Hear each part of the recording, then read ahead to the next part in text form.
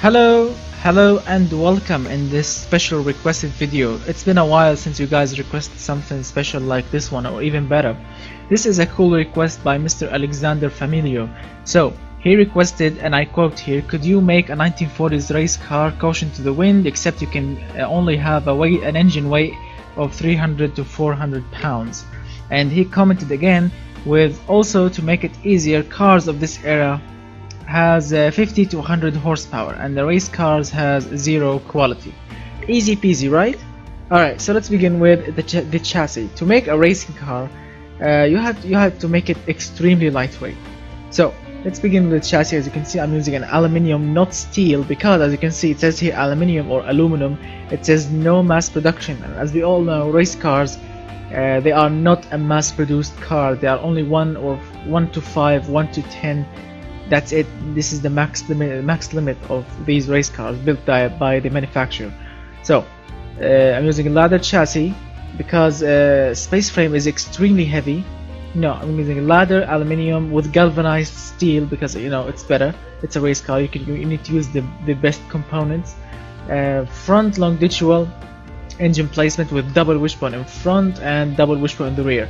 And if you're wondering why I'm not using leaves or coil or even semi-trailing arms, is the weight. Look, all of them has or have pluses on their weight section, plus, and except the double wishbone has like a dot, which means it's lighter than these other options. So I've chosen double wishbone front and rear with +1 quality on the chassis, because more pluses it will make it more heavier. So as you can see, we all of us know what kind of car in real life this is, and I've chosen this classic body style because it's very sporty and it's very cool. As you can see, there is a convertible version of it and the coupe version of it, and I've chosen +1 quality on the fixtures and the body quality. Now, moving on to the color. Since it's a racing car, I'm gonna choose a basic white color because it's very basic. No need, it doesn't matter if it gets scratched or whatever. It's durable and it's good.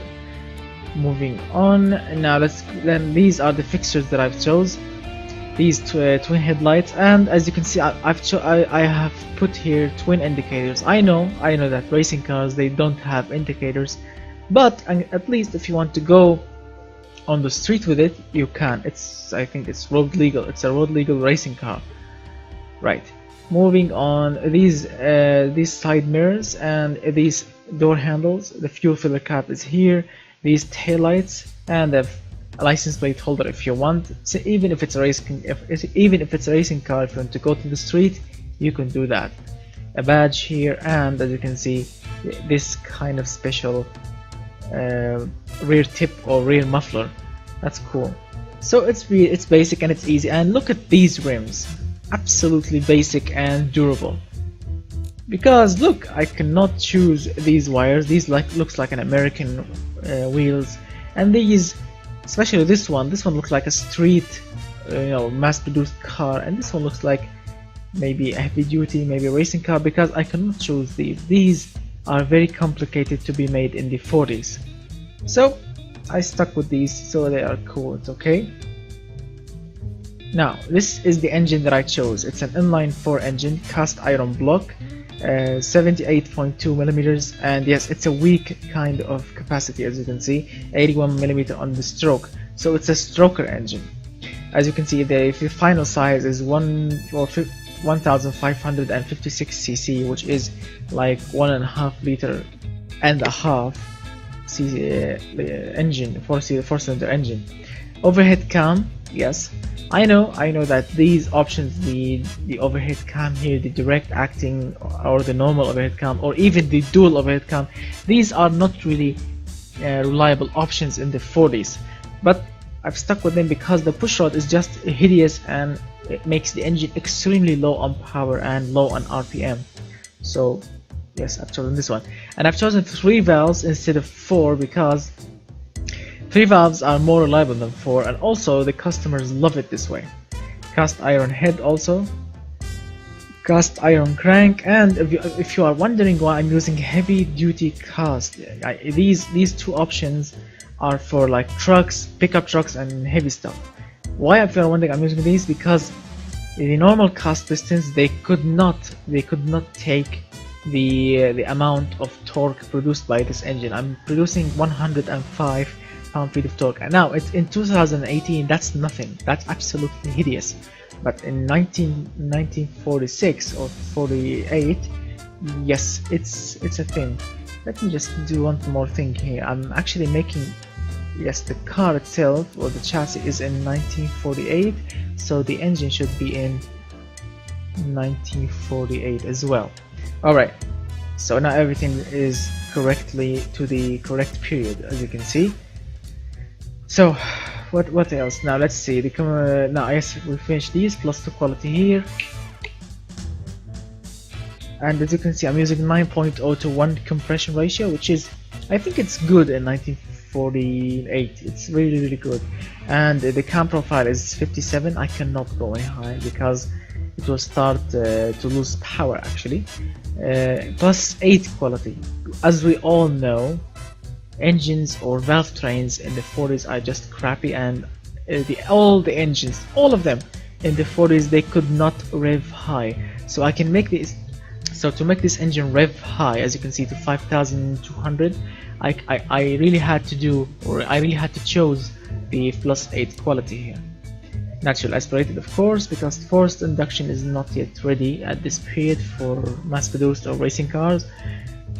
I think in the game, I'm not sure in real life. Okay, single barrel.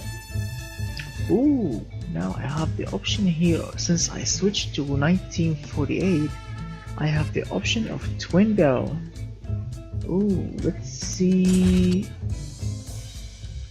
So it's worse actually.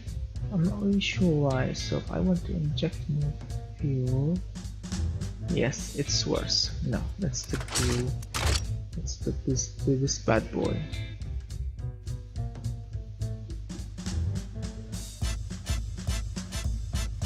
Yes, and let's give it like this. That's better.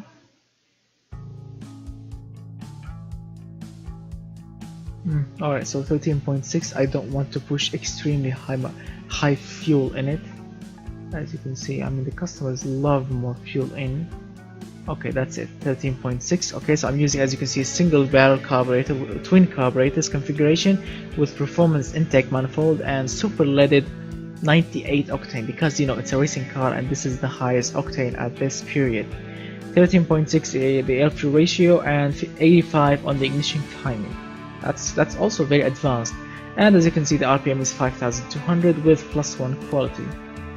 And the exhaust, I would really love to use a racing exhaust, but there's not much really different. I mean, okay, so let's switch. Since we are using a aluminium chassis with no mass production, let's use also a racing tubular no mass production headers. As you can see, it's a 1.5 inch exhaust pipe, and or it's a 38.1 millimeters. No restrictions whatsoever with +3 quality here.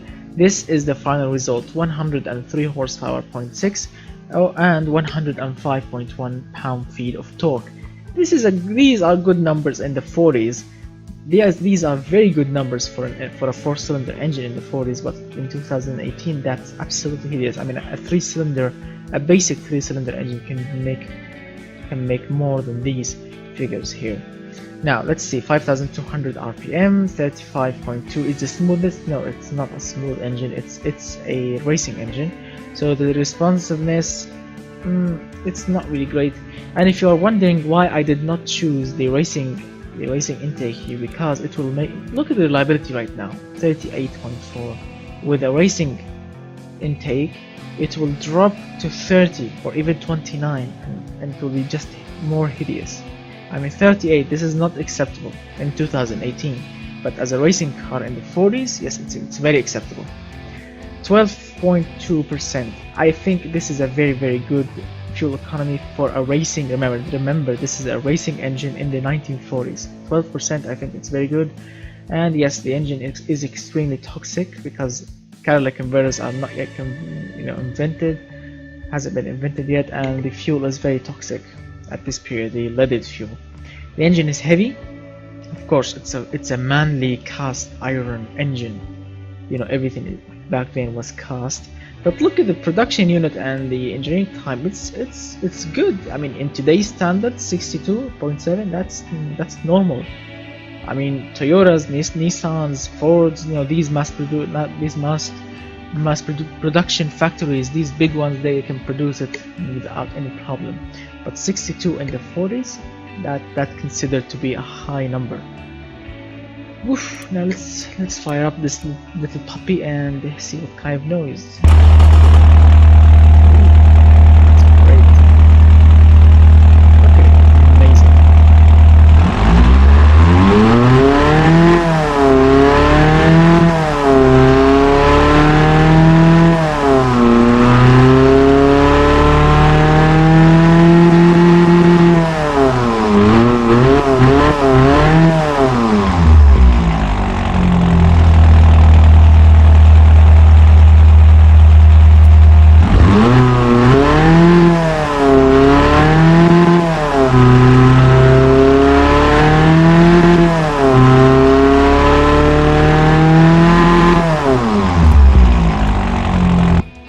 So as you have heard, the engine is very perfect. The noise, the power, everything is just perfect. Now, as you can see, I'm using a rear-wheel drive longitudinal drive type with manual 4-speed gearbox. The top speed on the transmission is 200 km/h, which is, I think, it's quick at the time. And if you are wondering here, let me show you something. In 2000, let's start from the 70s, 80s, 90s. And up, you want a low spacing gearbox so you can achieve the lowest wheel spin and the highest, or the quickest 0 to 100 time. This is what you have to do. But unfortunately here, if I try to drop it, as you can see, I dropped it 1. I gained a little bit of happiness. But if I want to drop it more, it will actually start. The customers will actually start to hate it. I'm not really sure why. Actually here, look, check out this one here. Let me see, 29.3. I actually made the car quicker, as you can see, 10.5. Now that's quicker than before. But if I want to drop it more, look, it will start to get slower. I know the wheel spin is getting lower, which is good, but 0 to 100 time is just absolute hideous. As you can see, 12. So the optimal one, or the quickest one from 0 to 100 is this one, the 50. Look, 10.1. That's what I want. 10.1 seconds. I know it's slow in today's standards, but 10.1. This is the quickest number that I got, which is on the 50 spacing between, not high gear and not low gear.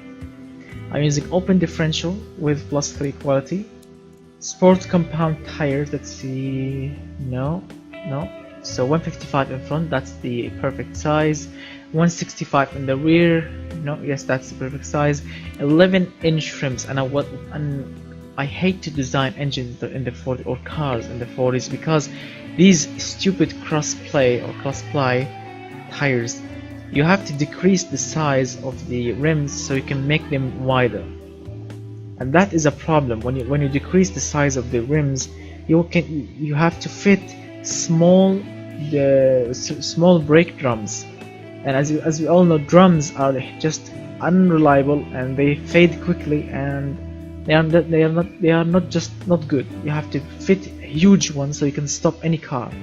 Correct? Yes, of course it's correct. So you have to fit big rims or big wheels so you can fit these huge drums. But unfortunately, if you fit huge rims, you have to fit thin tires, and thin tires, they will never grip. So you have to find the perfect line between grip and braking. And I think I found it, but I have this stupid warning light here, which is the front brake force is low compared to grip. Let me show you. Now these are the tires that I've chosen, 11-inch, 575, whatever, +5 quality. They are good. They are very good. Look at the brakes. They are maxed out, as you can see. 195mm, which is the highest or the biggest size we can go with these 11-inch rims, front and rear. 100 on the pad type. As you can see, when I drop it, they will actually love it, but the car will actually start to get worse braking, so I had to stick with racing brakes. And the brake balance, as you can see, it's just, I mean, look at the brake balance, it's perfect like this. As you can see, it's perfect like this. 53% to the front and 47% to the rear, and it's perfect like this with +5 quality. So as you saw, the brakes are maxed out, and I still get this warning light because these drums are not enough. And I tried to fit 12-inch rims, and bigger brakes, which solved the brake problems. Yes, that solved it, but unfortunately the tires got thinner, and that created a huge performance issue with a lot of warning lights because of the tires. So I had to accept a single warning light, and because that's more convenient. A single warning light, and the brakes are good. I mean, look, they don't fade, they don't do any problems, but they are not really powerful, and that's acceptable. It's the 40s, remember, this is not 2018. Now moving on, the aerodynamics, there are no under trays at this area except for the off-road. So 54 on the engine, 100 on the brakes, +2 quality here. Yes, it's only a 2-seater car with sport interior and no entertainment because, hello, it's a racing car. 0 quality. Yes, now let me show you something here. Even without any power steering, traction aids, look, increasing the quality of this area here, it will actually make the customers love it, and that's what I want actually. Even if the car it's not really mass produced, but I want the customers to love it as a light sport premium car. Now the requested video is that I should make the car without any safety. Alright, so let's see. I've chosen advanced 40s because, let me show you, without any safety there is only a 20, let's see, not 20, there is only a difference of 15 kilograms, only 15, from none to advanced 40. That's nothing. Actually not 15, it's 14.25. I mean, yes, I can sacrifice of 50 or 14 kilograms for adding an advanced 40 safety. That's nothing. 14 kilograms is nothing, as you can see, and it will not affect that much of speed and the traction, everything. It will not affect anything. That's why I've chosen advanced, and even with advanced I still have a low safety penalty, as you can see. I mean, there is no extra options and I still get a low safety penalty, and I know I will not increase the quality needle here because it will make the car extremely heavy, so I have to accept with what I have. The suspension is very much standard springs, twin tube dampers, passive sway bars, and this is the custom suspension that I've chosen here. -1.5 degrees on the front camber, positive 0.1 camber on the rear. The springs are 280 in the front, 2.80 in front, 2.60 in the rear, 1.80 dampers in front, 1.60 in the rear, 2600 sway bars in the front, 22 in the rear. As you can see, the ride height is 218, which is great. The car is low, I mean, for the 1940 standards, and +4 qualities. And this is the final result. The car can go 180 kilometers per hour is the official top speed for it. I know it's not really quick, but it can go, it can make it. That's the whole point. It can go from 0 to 100 in 10.1 seconds. The quarter mile in 17.90. So it's a 17.9, sorry. And the roll angle is great for racing car, for a sporty racing car, and as you can see, there are no brake fading. Even with those not really effective front brakes, it's still managed without any brake fading. And yes, if you're wondering what this light means, it means that the stopping distance is not really great. Well, we have to work with it. The brakes are maxed out. Let's see, aerodynamics not yet been invented, and the car is 743.1 kilograms, which is very, very, very light. And it can tow 1.5 tons nearly, and it can put 185.5 kilograms of cargo in it, which is also great. The car is 56.2 in the front, the weight, and 43.8 in the rear, which is also great. Look at how much it will cost you. Yes, it's $15,400 in 1948. It's extremely expensive, I know that, in the 40s, but it looks amazing. And look, they love it. 140 points with a heart-shaped loving sign here. As a light sport premium, as a truck premium, they love it. As you can see. What else? Yes, as a hyper, it has 92 points, which is great. Sport, great points. As a supercar, as you can see, 102. They love it as a supercar, which is amazing. And it can make 18.3 mpg as a racing car. That's amazing. And it has 21 practicality points. It's drivable, it's sporty, and yes, it's not comfortable at all because it's a racing car. It's prestigious and it's safe. I mean, I know 20, 30, these are not impressive points, but in the 40s, yes, they are impressive. It has 65.6 reliability. That's great for a racing car. That's very, very good. Now let's see. This is the design. As you can see, look at the engine sitting inside, all happy. Look at it. Looks amazing. Now let's move on to the track. I've already did a time here. I think it will be slower or faster. I'm not really sure. Let's check. It's faster. Okay.